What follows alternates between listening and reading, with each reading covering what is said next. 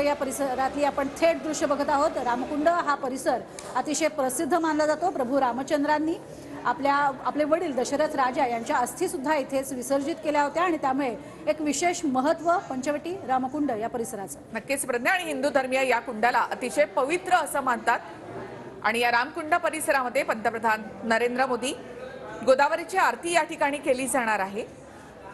प्रतिकात्मक स्नान करून त्यानंतर पंतप्रधान नरेंद्र मोदी काळाराम मंदिरामध्ये जातील। थेट आपण जाऊयात आमचे प्रतिनिधी चैतन्य गायकवाड यांच्याकडे। चैतन्य, निखिला प्रज्ञा, आपण जर दृश्यांमध्ये या ठिकाणी बघतो आहे की पंतप्रधान नरेंद्र मोदी हे रामकुंड या परिसरात दाखल झालेले आहे। रामकुंड परिसरात दाखल झाल्यानंतर पंतप्रधान नरेंद्र मोदी यांच्या हस्ते गोदा आरती केली जाते। खरं तर नरेंद्र मोदी यांचं आगमन झाल्यानंतर पुरोहित संघाच्या वतीने नरेंद्र मोदी यांचा स्वागत करण्यात आला, सत्कार देखील करण्यात आला आणि त्यानंतर आता जे साधू महंत हे गोदा तीरी उपस्थित आहे त्यांच्याकडून मंत्रोच्चार केला जातोय, शंखनाद हा देखील केला जातोय आणि इतिहासात प्रथमच एका देशाचे पंतप्रधान हे रामकुंड येथे दाखल झालेले आहे आणि त्यामुळे निश्चितच रामकुंडाला देखील एक विशेष असं महत्व या निमित्ताने प्राप्त झाले।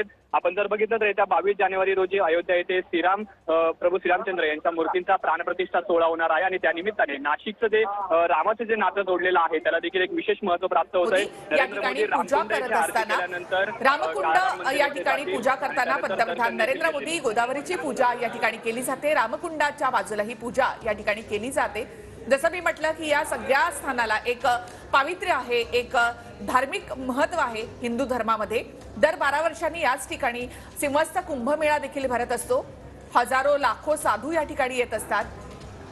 श्रीरामाच्या पदस्पर्शाला पावन झालेली अशी ही भूमी, रामकुंड परिसराला हिंदू धर्मामध्ये अत्यंत महत्व आहे आणि दक्षिण भारतातली काशी अशी ओळख असलेली ही नाशिक भूमी आहे आणि याच ठिकाणी पश्चिम भारतातील प्रभू रामचंद्रांचं पदस्पर्श झालेला परिसर अशीही या नाशिकची ओळख आहे आणि याच ठिकाणी पंचवटीमधल्या रामकुंड परिसरामध्ये पंतप्रधान नरेंद्र मोदी यांच्या हस्ते पूजन होताना आपल्याला पाहायला मिळतं। नक्कीच प्रज्ञा, आणि रामायणामध्ये सुद्धा आपण पाहिलं की याचा उल्लेख आहे। रामकुंड, सीताकुंड, लक्ष्मण कुंड ही अशी बाजूबाजूला या ठिकाणी आहेत। यामध्ये स्नान केल्यानंतर पापक्षालन होतं असंही म्हटलं जातं। पवित्र असं हे स्थान एक मानलं जातं। त्या ठिकाणी पूजा करताना पंतप्रधान नरेंद्र मोदी इथल्या पुजाऱ्यांकडनं काही मंत्रोच्चार या ठिकाणी केले जात आहेत, पूजा केली जाते। स्वतः पंतप्रधान ही पूजा या ठिकाणी समजून घेताना आपण इथे पाहतोय।